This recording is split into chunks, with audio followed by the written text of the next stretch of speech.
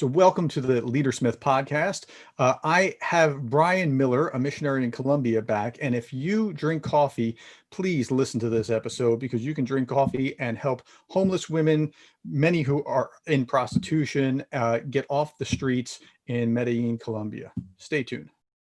In a world of incompetent bosses, micromanagers, and petty tyrants, you are listening to The Leadersmith. Now, here is your host, Darren Gertis. Okay, so I'm back with my good friend, Brian Miller. Brian was on episodes 33 and 34, I think. I happen to have seen him on Facebook. We taught together and went to the same university where he was doing his theological work and I was doing my my master's degrees and PhD. And actually, we went to the same church together too, so I knew him pretty well. So he went to be a missionary in Colombia.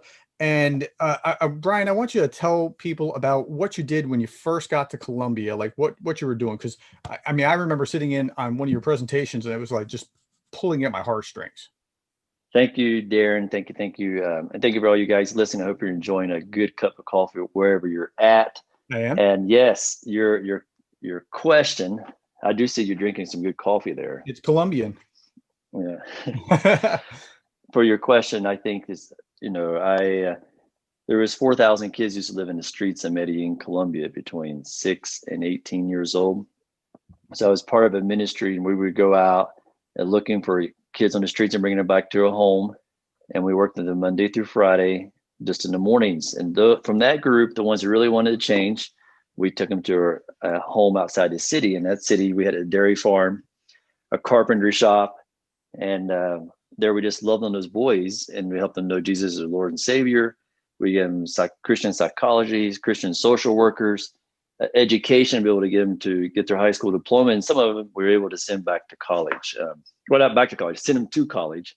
Mm-hmm. And so that was a really fun ministry, just to take boys off the streets and be able to renew them and be able to give them a new life. And like today, years later, I actually left that ministry 5 years ago, actually 6 years ago now. But today I'll be, I'll go catch a taxi and the young man will stop and is one of the boys we rescued now driving taxis, or like we even actually had them to be managers of McDonald's, and there's couples actually been university professors. So it's pretty neat to see kids that were on the streets sniffing glue. Wow. To be able to go up to be a street, to be a professor, to be a youth pastor in their church. So what do you do now? So now we have a ministry called Global Transformation Ministries for the last 6 years. We started with the idea to reach out to the influential people in Medellín so they would use their resources to be able to reach out to the least of these. And so we started a church, and we have over 100 and some people that are part of that church. And then that church, 2 years ago, we started building a home. Excitingly, this December, our program is 1 year old. And so we are rescuing young girls off the streets. They're girls there's two types of girls. There's some girls in prostitution, and they get impregnated and they want to abort their babies. And so we're trying to stop them from aborting their babies, to come to our home and rescue the mothers and the babies. And there's other girls from like a lot of refugees, Venezuelan refugees are here in Medellín. Mm-hmm. And a lot of them get pregnant also through prostitution or just through life experiences with some boyfriend. And then the boyfriend leaves them and we're going to go abort their baby. And so we rescue them. But we say any girl that's on the street and pregnant, we have a home for them. So what happens to the girls once they come to your program? Yeah, so we first thing we do is we immediately take them to the doctor and see where they're at. Just the other day, I had a girl we had rescued, been living on the streets for 8 years. She said that she was 7 months pregnant. We picked her up on a Tuesday, and when we took her to the hospital on Wednesday morning, they said, "No, you're in labor right now. You're having your baby today." So First thing we do, give them medical attention, and we start doing morning Bible devotions, nighttime Bible devotions. We start doing training. It doesn't matter what month they're in, they're going to start learning how to use sewing machines because it's a big textile city, as well as we teach them how to do manicures and pedicures and be a hairstylist. so that when they finish the program, they're able to go back out and get a job that they're willing to tell everybody where they're working. And so that's been a lot of fun. It's been a lot of fun just to see them grow in their job skills, as well as we do a lot of inner healing with the psychologist and the social worker to work with them. And in some cases, we try to help them get their high school diploma.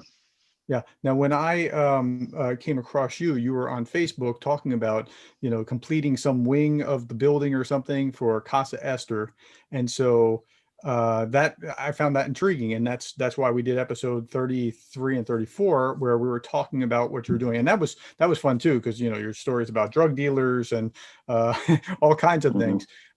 So they're at Casa Esther. They hopefully will matriculate from there and become productive, just like your earlier ministry. How do you fund it? I mean, I know you started selling coffee, and this is what brought us into this project that we're about to talk about. Yeah, so we first funded the building of it. A lot of it was individual donations, as well as people buying one bag of coffee to put up one brick. And so that was one way we started building the home. And then after we got the home running, then we got a lot of people were buying individual bags of coffee, or buying 5 to 10 bags of coffee. And we had churches also buying 5-pound bags of coffee to serve on Sunday morning. And that was really going great until March the 19th. I had it all organized. I had this medical team was going to come down and do a health brigade for a bunch of Venezuelan refugees. And they were going to bring me back 500 bags of coffee to sell in the States. And then it actually... Explain that part, okay? Because this is what I thought was so intriguing. As a management professor, I just thought this was great. So they come down, and then what happens? Yeah, so they come down, so if it was a 10-person team, normally come down 10 bags of donations for the ministry. This particular one was a medical health brigade, so it was 10 bags of glasses and medical gear, and they go down and minister. And then when they come back, they fill up those 10 bags of luggage and bring it back. They'll bring back 800. Actually, I could bring back up to 80. Well, it's 85 bags. I actually made special bags so we could put 85 bags in one piece of luggage. Like this? Yeah. So that, but also we made like the whole, the T model Henry Ford thing. I made a special bag, super light, so you could put 80 some bags in there so they can bring it back. So you essentially have missionary mules that haul this coffee back. But that's great, because that reduces the cost, which makes the profits, which you said 100% of the profits go right into Casa Esther and the ministry there. So it makes the profits extra large because of that. But what happened? Yeah, so, and it was working. We did that for almost 2 years, between building of the home and then starting to sponsor the home. And then because of COVID, we couldn't get no coffee back. It actually, for me to send 100 bags of coffee, to send it back to the United States, it would cost the same amount of money that you'd pay for it. So that was like, we had to reorchestrate and reorganize our coffee sales because of COVID. And so... Okay. So this is where it got kind of interesting as far as I'm concerned, because we did the podcast, and then a little while later, I call you up, and this was probably to you a little out of the blue, because we had just done the podcast. Okay, I'll see you some other time, whatever. And I said, hey, I have an idea. I'm teaching this organizational change class, and let's kick around the idea of what we can do with your coffee ministry, because it seems like there's some room for improvement, right? Like we could do something here. So what were you thinking? Oh yeah. When you originally approached me, I thought we were just going to finish with like a little manual to make it better, to improve it better, the clarity of communication and controls on selling coffee. But your class was extremely impressive on how they all came together and really truly brought our coffee business to a whole nother level, because it was like the missionary, hey, here's some coffee, put on my Facebook and get it out there. And the bag that you just showed there, our girls were calling in that, but each bag was a little different. I actually, in the past, I've had, I was using a school to color them, but you guys definitely took another level, and just the way that the class all come together, and the love. I mean, really, it's like the love for the project and for the girls, I think, and the babies. Yeah. But y'all took it Go ahead. Yeah, so this was really a God thing in orchestrating it, because I just fluked that I saw you, which that's not a fluke, Mm-hmm. that's providential, and then that led to the podcast, which led to me going back. Hey, I think we might have a project here, and then I brought it to my class, and my class saw a little that interaction where you and I were talking, and I said, hey, Mm-hmm. what do you think? Do you want to do this as a project, or do you want to do the other project that you would have otherwise done? And they unanimously wanted to do this project. So then along the way, it turns out that one member of my class was in a class with somebody else who was a serial entrepreneur who had two or three other businesses before this, and just happened to have recently started a coffee business. And it turns out he also goes to my church. He connected our pastor and missions pastor to this whole thing, and it just built and built and built. The final product is not that paper bag, but it's this very sleek, elegant a bag Mm-hmm. of coffee that you can buy right now on Bebe Beans. The class named it, by the way, and Bebeans. So Bebe, as in Spanish baby, beans.com. And so now anybody can have access to this, not just the people that you directly hauled it to, wherever those Mm-hmm. churches are. And so tell me about what was going on in your mind as you were watching this, as you're seeing things come together, as your experience on your side of the of this picture. Yeah, my experience, it kind of caught me at a difficult time in my life, because when the class took it, I had to do an emergency flight to the United States to be with my father, who was almost dying. And so, like, to see the class just jump up and take the bull, or you want to say bulls by the horn, I think you could say that, and really run with it. I mean, totally rebrand it. And actually, I was amazed to see them, like, when they rebrand it, I actually liked the product. You know what I mean? If that makes any sense. When Yeah. it's your baby and you hand it to someone else and they redecorate it or put new clothing on the baby, it's like, I don't know if I like it, but everything that the class did, I thought was done very professional and very organized. Mm-hmm. And to see them, I mean, work hours, like, and to see people come together too. It's just like the class started to do something small and just kept on growing more and more and more, and they kept taking more. Um, they got more and more empowered by them to do it. It wasn't like we're doing this for them. It's like, this is our coffee shop. Yeah. We're making it. Yeah, they really had ownership over it, and they were very serious about it, and I think they did a very professional job with connecting the dots and finding this entrepreneur that is going to be carrying it through from here. That was a godsend, because this is not. This just took it to a whole different level. And so what you have is you had your 8-ounce bag that you were selling for $10, and again, Mm-hmm. heavily subsidized and sending it back. So there's not as much profit in this 11-ounce, 12-ounce bag that's now for sale for the same $10, but you have to pay shipping. So it's more, but you have to pay shipping. But the way that you get around that is you buy more. Because if you buy in bulk, instead of buying one bag where you're paying shipping, if you buy five, if you buy one bag, the shipping is like 80%. If you buy 5 bags, the shipping's 20%, and it's the same amount of shipping. So buy 5, buy 10. I mean, it'll be even less percentage as shipping, but you're getting more to have to make up for that. Now, you'll actually make less in profit out of the new than out of the old, because it was heavily subsidized. However, you now have a mechanism, because you have a supply chain that is essentially push button. It's a website they can go to and buy immediately. And so you'll get greater volume in that process. And you can't have your missionary mules down there anyway with COVID. So this is a real game changer to make this happen again. Again, the website is Bebe Beans, Bebebeans. I don't get anything out of it. I mean, it sounds like, wow, you're really hawking it. I am, because listen, I had an episode yesterday or just a couple of days ago about networking, and I am trying to add value to another person or some other people in the process of networking. There's not a lot of return to me. I don't get a cent out of this, but if I can help you, then I have a hand in helping those girls down in Colombia. If people buy this, they have a hand in helping those girls get off the street and get somewhere where they're safe and their babies are safe in Medellín, Colombia. So to me, this is incredibly valuable. And you can get either the coffee, or there's other merchandise on there that they were just putting on there where they'll get a slice of that as well. Bebe Beans t-shirt, Bebe Beans mug, those kind of things. And so it's all professionally done. It's all through Shopify.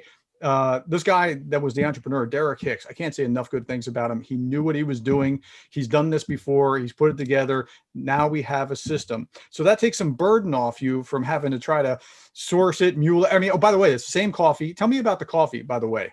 You could go really long. You could speak for hours about coffee, but more or less when you try to get the similar taste, you take coffee, you look from the same region, the same elevation, the same type of coffee plant. There's 7 different coffee plants. So we're creating the same flavor that we're creating the same flavor, and maybe it's a little bit better flavor than what we were selling before.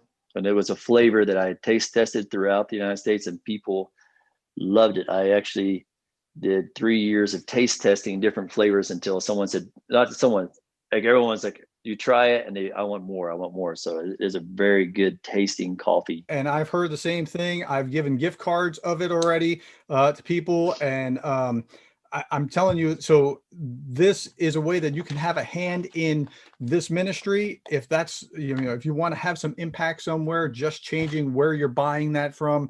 Again, if you buy it in a larger volume, it's less in shipping costs. I mean, as a percentage. And then if you can subscribe so that it can come in a particular, every so often. And one of the beauties of this business is a huge percent of people that buy it the first time continue to buy it because the coffee's good, because they're helping the ministry. But a large percent will then be part of the subscription process, and that will help you have stability in what you can predict in your ministry of how, tell us, how much it costs to get these girls, like how much to get a girl and her baby safe off the street for a month. Yeah. So we're looking at, I want to say right now, on top of my head, it's $400 a month. And so with the idea is we sell 2, we're housing 6 girls and we want to house 6 more, it'd be 12. So right now, if we sell 2 bags of coffee, that houses a girl for 1 day. So more or less what we're shooting for is to sell 60 bags so that we can actually house another girl, and then so another extra 60 bags. So we need them. So I love this because the beauty of this is it's totally scalable. You can know what your target is, how many you need to sell, or what the revenue is that's actually coming in, so that you know who you can go back out and help somebody else and keep that building. And so you already have the space. That space is already paid for one way or another. Now it's just the ongoing cost to take care of those people, and you can do that with that coffee.